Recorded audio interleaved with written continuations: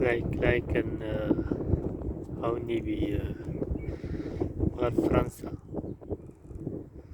كيف الناس ما يبحثوا عن صدف البحر لأجل الطعام.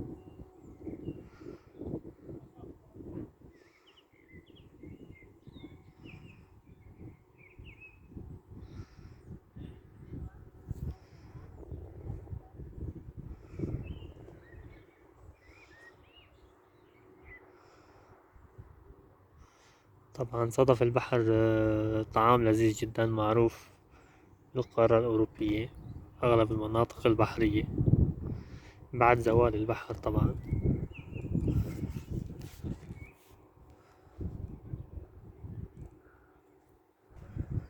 العالم بيبحثوا عن الصدف